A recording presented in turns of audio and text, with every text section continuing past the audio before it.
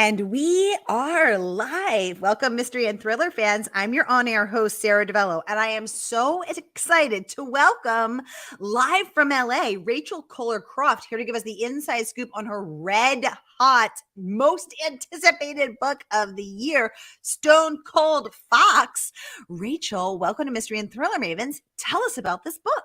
Hi, Sarah. Thanks for having me today. I'm so excited.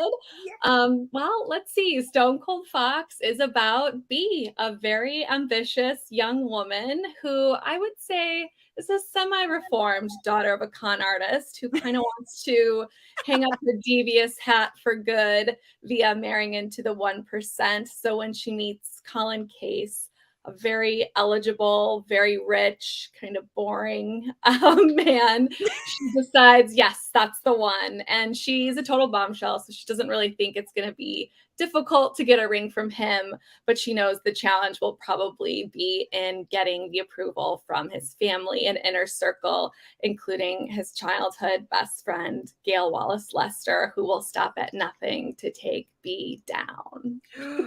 Ooh, and just like that, ooh, so saucy. First line, Rachel Koller Croft hooks us good and reels us in. So we are going to talk all things Stone Cold Fox tonight. Rachel is here to spill the tea on the night before her pub day. So if you've been here before, welcome back, friends. And if you're new, welcome. We're so happy to have you. So here's how it works. Every Mystery Monday, because Mondays can be murder, we're going to make them a little less painful for you. So I give you my hand-picked featured authors, and you get to ask them anything. So ask Rachel about Bee, about this scandalous plot, about her characters, about her writing process. Rachel lives in LA, also writes screenplays. How's that been? What does she prefer? All the things. We're going to get them going. Just get them going in the comments, and I will get them right over to her. Meanwhile, while your little fingers are flying with those questions, I'm going to kick off with some of the amazing praise that this book has earned, because the praise is good. Okay, so first of all, let's kick off with Good Morning America, that says this delicious, I'm going to pop this up so we can all read it together. This delicious, right here, twisty tale of deception and daughterhood will have everyone holding on to their wallets. That is from Good Morning America. Oh, so tasty. And they are not the only ones. Cosmo deeming the book dark and exciting, which of course is just the highest praise for Cosmo. And as a lifelong Cosmo girl, I am here for, right? I grew up on that. That was the Bible. Julie Clark, who came on the show with her last book, also chiming in with her amazing praise, saying with a unique and biting voice, Rachel Koller Croft explodes onto the thriller scene, highly entertaining. Bee is the ultimate man eater. Okay, so first of all, let's pause here and talk about this unique and biting voice of yours. Rachel, were you surprised by that praise? Is that hashtag goals for you? Tell us about your unique and biting voice. I mean, I definitely wanted that to come across in the character of Bee. So all of the early praise has been really exciting, because I feel like people picked up on what I was throwing down, because I just wanted to come in hot with a point of view and a character that isn't a mess, even though she gets into messy situations. The things that I admire in Bee, even though she's a controversial character, I like how ambitious she is. I like how together she is. And I like how she takes big swings and goes for it. And with all of that, I think just getting into her interiority and her inner monologue was a blast for me to write, because she just says what she probably shouldn't, but it's fun to write in her voice. I enjoy it a lot. Yes. Oh, I love that. And I love that because I think for so long we have seen female characters that are a bit of a mess, and many of which are beloved to us. Bridget Jones leaps to mind. I love some Bridget Jones. But what a relief and what a delight to see a woman in the driver's seat, who is in fact not a mess, who is focused, ambitious, here to get it. I think that is such a a great change and a sign of the changing times. So I'm here for it. I love that. Julie, welcome to the conversation. Julie would like to know, how did you come up with the title? Yeah, let's talk about that title. It was a team effort. So when I went out with the book, we initially called it Foxes, because there's so many women in the book, and they're all very clever and cunning and sly. And I just personally really like foxes too. So I was like, oh, it'd be so cool if that was like in the title of my debut novel. And then when we ended up at Berkeley with my amazing editor, she's like, what do you think of the title Stone Cold Fox? And I was thrilled by it, but also kind of like mad at myself because I feel like it was staring me right in the face and I just couldn't get there. So it was a team effort. I'm so thrilled with the title because it's just super snappy and just encapsulates everything I wanted to do with the book. So your editor read it and was like, I think it is not the foxes. I think it's Stone Cold Fox. But you Stone Cold Fox. And I said, I love it. Oh, wow. I love that. So did that make you feel seen? Did it make you feel like she gets me? She gets the story? Totally, which I had already been feeling from her. I was very lucky. The book went to auction and I spoke with several editors, and Jen and I just really, really clicked. And just hearing that after the fact, after the deal had closed, it was another affirmation that I had gone in the right direction, because she gets the book, she gets B, and she gets me. Oh, I love that. I love that. I also love foxes. One time I was at a yoga retreat in Western Massachusetts hiking, and the snow started falling. And there in the middle of this white winter wonderland was this beautiful bright red fox. And it was one of the most magical experiences of my life to see the majesty of this bright, beautiful red fox against this stark white snow. So I love foxes too. I'm a big animal person, so Me too. I have my little blonde fox, my little 16-pound rescue mutt from Texas, sitting right next to me. She's at REM 5. Otherwise I would bring her up and put her on camera. Oh my gosh. Rachel, I want to get back to some of this other amazing praise. So Samantha Downing, who's also been on the show, raving that this is a provocative, riveting debut novel, saying it is intense and fast paced. I'm going to pull this up so we can all look at it together. The book is like driving down a relentless, unforgiving path. The only time you'll stop reading is to catch your breath. Rave review from Queen Downing there. So let's pause and take a closer look at this. Do you think the book is provocative? Was that one of your goals? Did you think of that? Did you aim for that? Or were you like, oh, this is surprising, but also feels right? I knew B would be provocative just by virtue of her voice and how cutthroat she is. And by using her voice as sort of the guide when I was figuring out the plot, I just knew I wanted everything to feel true to her character through the entire thing. So a way to do that too, or something I think a lot about, is how can I make this character's life worse in this moment? I hate to do it sometimes because I love my characters so much, but that's how you propel things forward. That's how I think you make a story more provocative. It's like, how can I give this person more problems to deal with and see how she, rises to the occasion or not. B tends to rise to the occasion. I think she's a very capable woman. I like that. And it's actually hard to do because you start to care about these people. And I struggle to do that. I'm like, but I don't want it to be too hard for them. And so it's actually very hard to do. Let's talk about the second part of Samantha Downing's blurb here. Intense and fast paced. The book is like driving down a relentless, unforgiving path. I had this vision of you just like in a convertible blasting down the 404, at 100 miles an hour with your blonde hair whipping in the wind.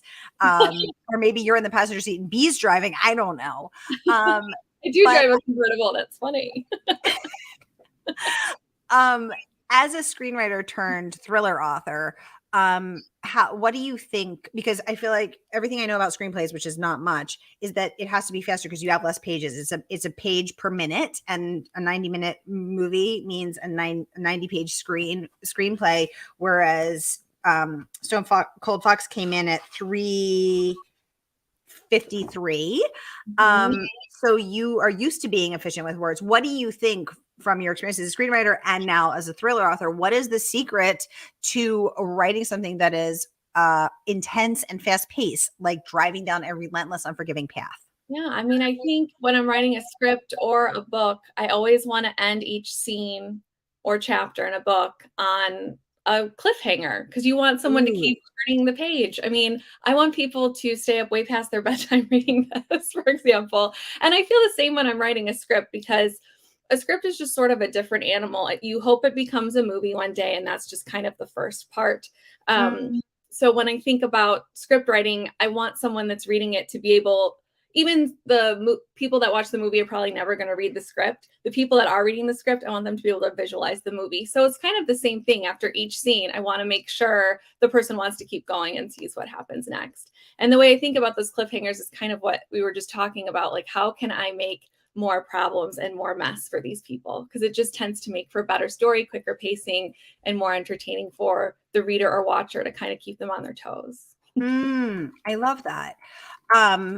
Well, I can say I thoroughly enjoyed the book and I was thoroughly entertained. And I did have that cliffhanger feeling. And you did keep me up past my bedtime. So I'm sleep deprived, but fine with that. So let me ask you this. First of all, how long did it take you to write this? Start to finish, soup to nuts, A to Z? Well, I did the first draft in a very casual year because I was writing it. It wasn't sold yet. I was kind of doing it in my free time when I wasn't doing the work I do for TV and film. It's kind of in my free time. So it was sort of a lackadaisical approach and Hmm. pretty concise because I think being a screenwriter first, it's ingrained in me to kind of write kind of fast and just to the point. So when I went back in to do another draft, that's when I got to add all the stuff that I don't typically get to add in a screenplay. Like, what's everyone wearing? What are they listening to? What's going on in their heads? Because you can't really show that sometimes on the screen.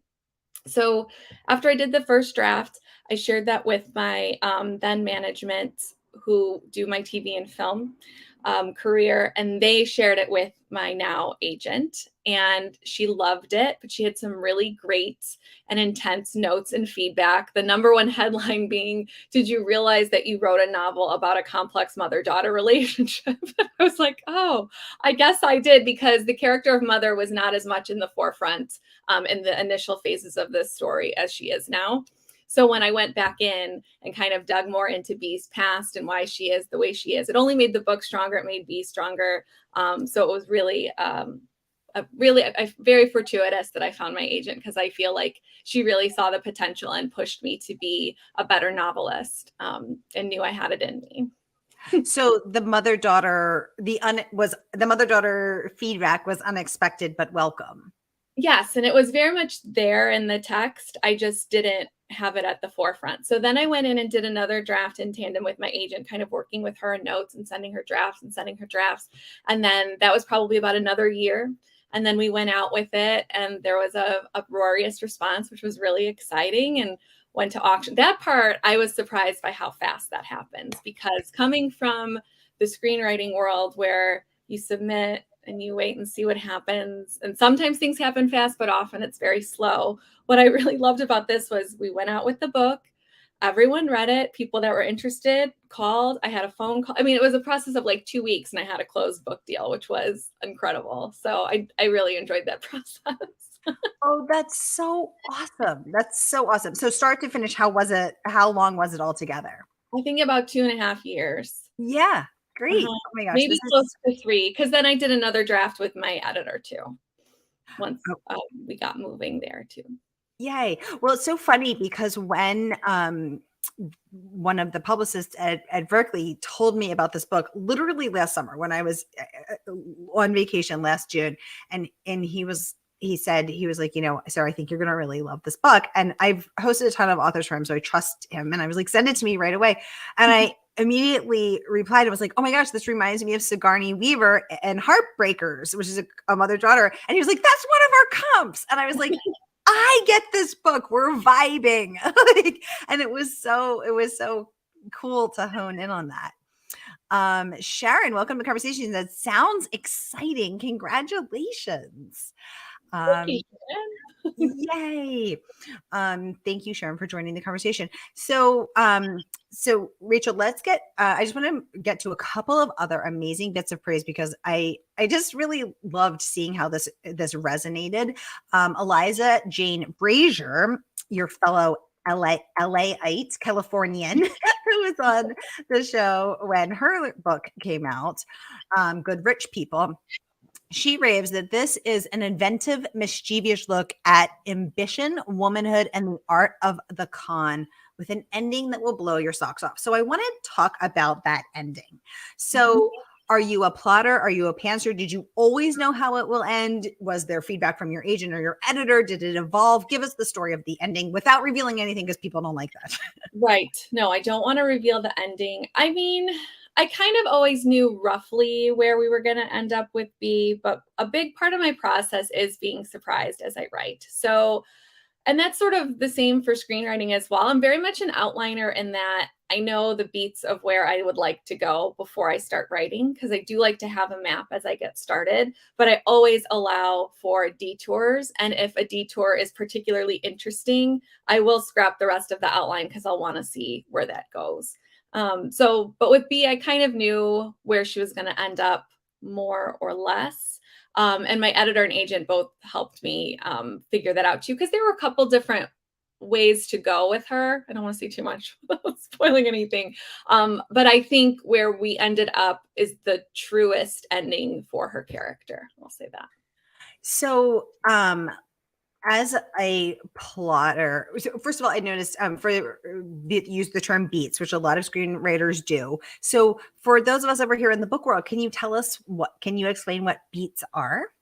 Sure, just potential, like it's not, I don't like to call it a formula because I think that is sort of like not giving credit to a writer, but there are things you want your reader or watcher to feel as they're going through a story. So there has to be, and this also goes back to the things about like making problems for your characters and just making sure things are trudging along. I mean, because I personally love B. I could write a one-woman show for her that nothing happens, and I'm sure it would be very entertaining in a lot of ways, but it's not moving the story forward. So when I mean beats, it's all about what's happening next, like what has changed and what is the next thing that's happening. So the story doesn't stay stagnant. You always want it to be active and in motion, leading up to a big climax. And then, how are we going to wrap it all up or not? Because I don't mind an ambiguous ending personally. I think that makes for good fodder for book clubs and just chatting with your friends, or if you go to a movie with somebody and go to get dinner after, it's like it gives you something to chew on, something to talk about. Exactly. Or you see that in a lot of true crime podcasts, and you can chat about it in the comments, or like you said, over dinner or drinks or brunch and texts. And my friends and I will be like, no, it was this. No, it was that. I love that.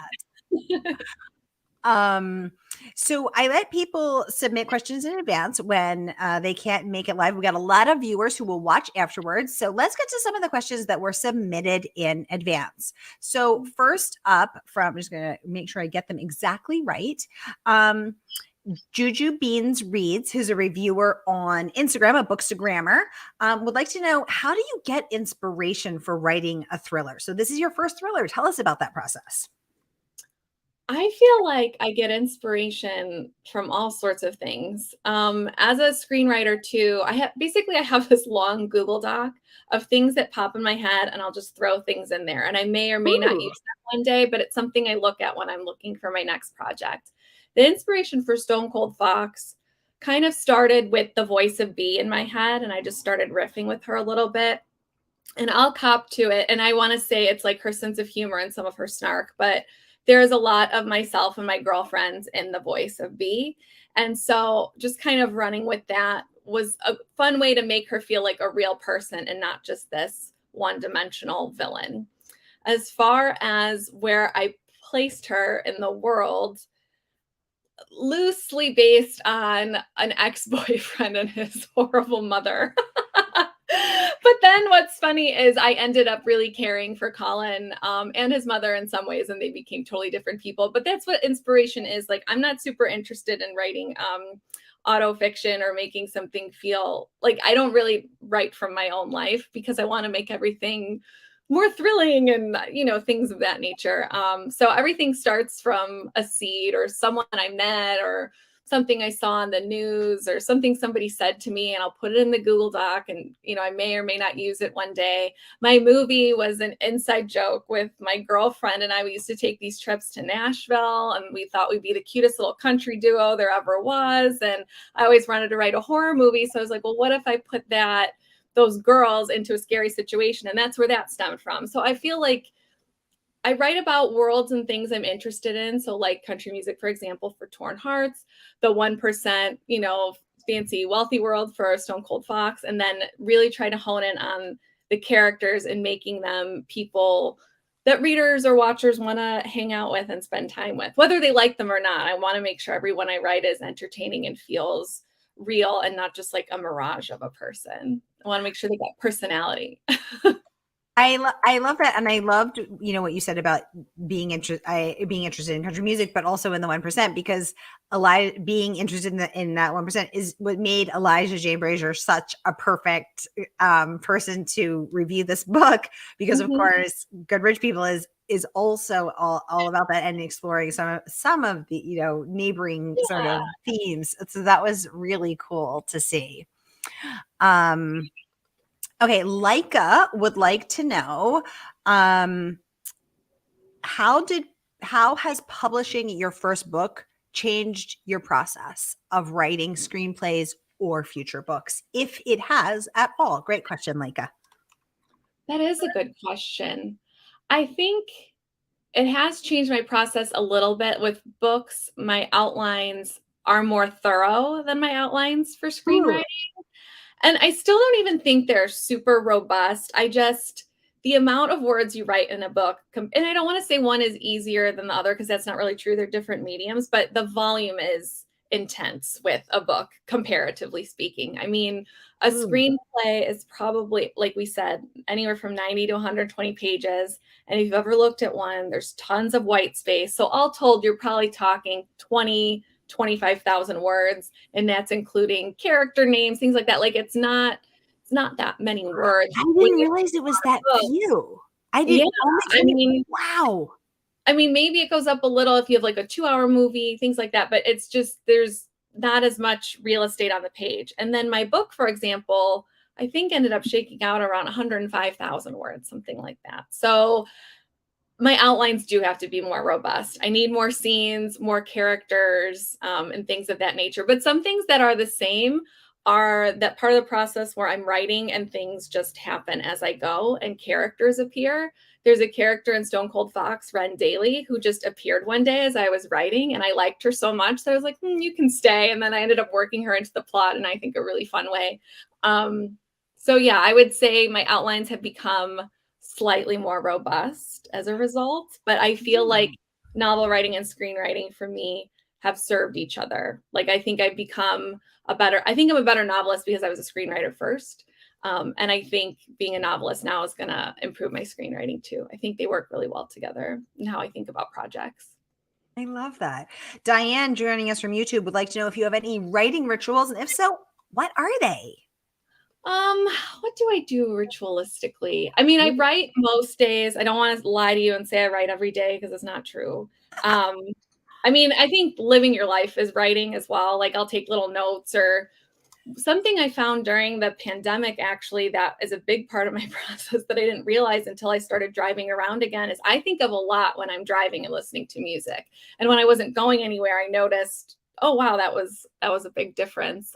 So that's definitely something. And when I want to like noodle on something or think about it, I go in the car, I go for a walk with my dog and listen to music instead of a podcast, because music gets something firing in me. Whereas if I'm listening to a podcast, I'm probably not thinking about my own ideas. As far as the time of day I write, I'm kind of a late morning into afternoon writer. I like a leisurely morning. So like, I mean, I work out, I walk my dog and my coffee, talk to my husband in the morning, and then I'll probably sit down and start writing around 11:30.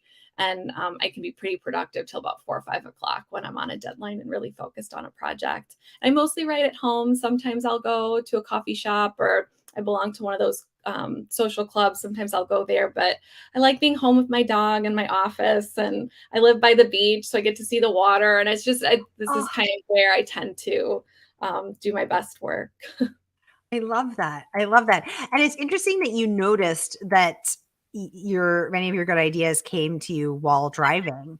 Mhm. Um, one of my neighbors in the apartment building next door teaches creativity at Harvard Business School, and she actually told me that most people's good ideas come when they are driving their car, walking their Mhm. dog, or taking showers, because Yeah. those things engage your lower brain and which frees your, I think I forget what the actual term is, higher brain, for lack of the technical term, to come up with creative ideas, which is why Einstein came up with all of his best ideas while he was working as a patent clerk, filing patents every day, because the boredom and the repetition of filing those patents, in the card file, and kept Yeah. his lower brain busy. And it's so interesting that you have noticed that about yourself.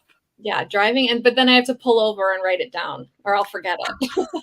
Yes. So how long is that Google Doc? Is it like hundreds of pages long? I mean, Not hundreds, but it's long only because I never delete anything off of it, because you just never know. Like, I mean, Torn Hearts, for example, which was initially called Tattered Hearts. I mean, that was on my Google Doc for 4 or 5 years before I actually sat down and wrote the movie. So even if I never use anything, I still look at stuff sometimes from even a few years ago, because why not? And when I say Google Doc, it's nothing is even that robust. It's like a sentence or a couple of words or a person. And it's just, it would make sense to nobody but me. I love that. So I keep notebooks of random good ideas, one line at a time. But I'm thinking, oh my God, I should be, but I never have the right notebook with me. So a Google Doc is so much smarter, because then A, you won't lose it, and B, it's all in one place. So do you put the new ideas at the top, or you have to scroll through 5 years of ideas to get to the new one? I tend to scroll. I think it's good to revisit. Yes, Yeah, to see but all I've your never old ideas. now that you've asked me. No, I always scroll through, because then I don't know, just check in with everyone, see how they're all doing. If anything's new Oh, I stripe. love that. Like, hey, friends. Okay, you're still, marinating. You're still Right. ripening. I'll come back to you. Don't worry. It's like Yeah. tending to a plant, or Mhm. something you're growing. I love that. You guys, the book is not even out yet. The book drops tomorrow. This is seriously one of the most anticipated books of the year. And one of my favorite books of grammar is Dennis from Scared Straight Reads has picked it as his February book club pick. Dennis is fabulous. He's so fun and funny.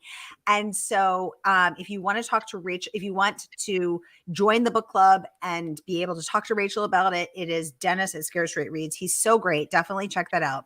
But the book drops tomorrow. So the good folks at Murder by the Book, our favorite woman-owned bookstore, independent bookstore, is going to ship them out to you tomorrow. So pre-order now. I'm going to pop the link up for you. So no matter where you're watching from, Facebook or YouTube, any of the 6 destinations we are streaming to, here is that link. Click, click, click, pre-order, pre-order, pre-order. The good folks at Murder by the Book will send it out to you tomorrow. And then you too can immerse yourself in the delicious world of Stone Cold Fox. We can talk about B. And as always, all the good tea is spilled, where we continue the conversation over in the Mystery and Thriller Mavens Facebook group, free and open to all. So when you're reading it, you're going to, trust me, you're going to want to talk about this. You're going to need to talk about this. So here's the link to continue the conversation. I will pop that up as well, so you can order and then read it, and then we can process it together. Rachel, what's one thing you've never told anyone else about this book? Do you have any secrets you can share with us? Do I have a secret about this book? I feel like I did spill kind of a big one about Ooh. Colin and his mother. Yes. um, as far as That was another a good one. secret, I feel like it might spoil something, but Okay. the first draft of this book was conceived as something else a little bit entirely, where it had a different title, and it was still B, and it was her voice and a lot of the same plot points, but she was basically speaking directly to the reader, and as if Oh. it was like left behind on a plane. And like yeah, it ended with her like watching it. It was a little like kind of an interactive thing, but then I really didn't need that. And it was a little tropey and not really serving the story. But that it helped me write like the first draft and kind of like conceive of this character. And she didn't have as many levels at that time when I was writing her at first. I feel like B has really grown in like later iterations of the story. But in the first one, she was kind of just like a straight psycho. Oh my So gosh, that's so funny. yeah. I love knowing that, and I loved that tasty bit about Colin It and her. feels like I wrote 2 books because I saved almost nothing from the first draft. Little bits and pieces and the spirit of being who she is, but it was a pretty robust rewrite. Like I'm sure I don't think I could read that first draft again. It's probably terrible. Do you find rewriting painful? I do. I don't. I find the first draft to be the most painful personally. Oh, interesting. Um, I feel like, yeah. yeah, I really like revision because I feel like once the first draft is out, it's like, okay, that's done. And now we can go in and really make it sparkly and shine and sculpt and figure out who's going where, who's talking to who. I much prefer working from something that already exists. There's something very fun and freeing about the first draft for me, too. It's not like all painful, but there's just something about those moments where you're going in for the day and you can outline all you want, but something's like not coming. You just have to like write a bunch of crap just to get to the next scene. I'm just kind of a perfectionist in that way. And so the first draft for me is a little challenging because I do allow myself to suck, but I don't enjoy sucking. So that part isn't the most fun. But when I get to revise, that's where I think I can really shine and make the initial seed of the story into a book or a script. I love that because it's so funny because one of my dearest friends is also a writer and she is in your camp. She's like, I hate writing a first draft. You can't edit a blank page. It's so painful for me to write it. And then I love to edit. And I'm always like, not me. I love to go into a blank page. I see total potential. And then I love to make a big mess. And then I just want to be like, someone else deal with this. And it's like, I want to cook, but I don't want to do the dishes. And and I feel like there's two different sort of camps. So I love, but this is giving me hope that I can become a person who loves to edit. Also, I'm gonna like put this on a post-it note over my desk. You just have to write a bunch of crap to get to the next scene. I will be putting that on a post-it note. Rachel, this book has, I mean, the praise for this has just been absolutely incredible. Publishers Weekly saying this is a clever tale of jealousy, revenge, deception, and betrayal. Marks Croft as a writer to watch. Congratulations. You earned a starred review from Kirkus, which ain't easy. I mean, New York Times deemed them reliably curmudgeonly, I think. I want to quote it. And so to earn a starred review, and they said it is, quote, an absorbing story that plays with ideas of good and evil, keeping readers guessing who is the hero and who is the villain. Congratulations on that. Library Journal comparing you to the incredible New York Times bestselling author of 20 novels, Lisa Unger, saying this is likening it to Confessions of on the 745, which Lisa was on the show to present to us. She's been on 4 or 5 times now. And Gillian Flynn's Gone Girl. I mean, this is just so incredible. It's so fabulous to see you just hitting it out of the park. Laura Hankins said, move over Anna Delvey. There's a new con artist in town. This wild, twisted ride made me gasp, laugh, and most shockingly of all, feel for the girl hiding beneath the French-tipped facade. Did you watch the Anna Delvey documentary? The Netflix Sorry, show, not I documentary, watched the Netflix some show. of it.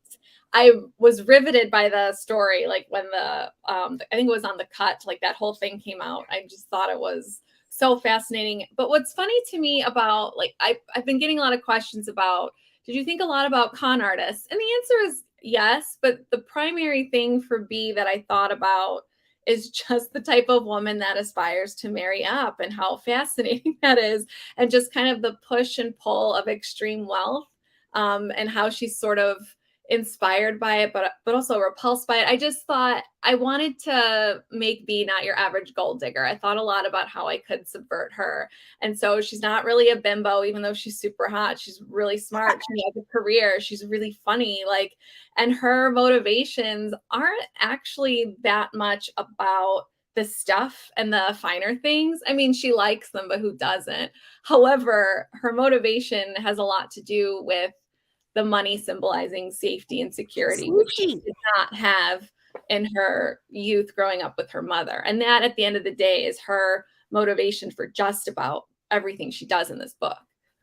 Exactly. I think I was about to say the same thing. This is the search of a woman. This is the story of a woman's search for safety, and that financial security equals that for her, and frankly for everyone. Sure. To be financially secure is to be safe, and everyone wants to be safe. Every living creature seeks safety and survival. And what's always interesting to me is when we read stories of various characters, but I know it particularly happens when it's a female character, and some people will be quick to say, I would never do that. You'll hear a lot of that. I would never do that. And I always say to people, let's zoom out a little and look at the broader context of where this person came from, what they were wrestling with, where they are living, who they're surrounded by. Let's look at their parenting. Let's look at their childhood. And when you zoom out and you look at the broader context, I always caution people from being quick to say they would never do anything, because I think when you're in a variety of tough, challenging situations, there's nothing that actually any of us wouldn't do to survive. Right. Right. And I think there's a lot of things, if not having to think about your bills frees up a lot of mental space. So I feel like for B, I don't know, it just totally made sense for her character. And I found that to be a very interesting way into a main character, a narrator you can hang out with the whole time, because her motive is simple, but also she is complex. And that I think just made her really interesting to stay with for the whole story. Certainly for me, writing her. I feel like I could write 100 books as B. I love her. Oh my God, I would be here for it, Rachel. Or maybe you could do like, a Netflix series. I would be here for it. I would be with my little popcorn ready to tune in every Thursday night. That's some good TV right there. Y'all, we are out of time. You have to pre-order this book. Trust me, it will reel you in and you will not be able to put it down. So here is that link one more time. No matter where you're watching from, Facebook or YouTube, order this book, Mystery and Thriller Femme. You're going to thank me later, and then we will continue the conversation over in the Mavens Facebook group. Rachel Koller, thank you so much for coming on to give us the inside scoop on Stone Cold Fox the night before it comes out. What a pleasure to host you, to learn about your process, to learn the secret about Colin and his mother, to learn a little more about B. And please do write another thriller and come back and talk to us when you do. I most certainly will. Thanks for having me, Sarah. I really appreciate it. Of course. It's been a pleasure. Y'all, that is a wrap for Mystery Monday. I will see you next week, and be sure to survive until then. Have a great night.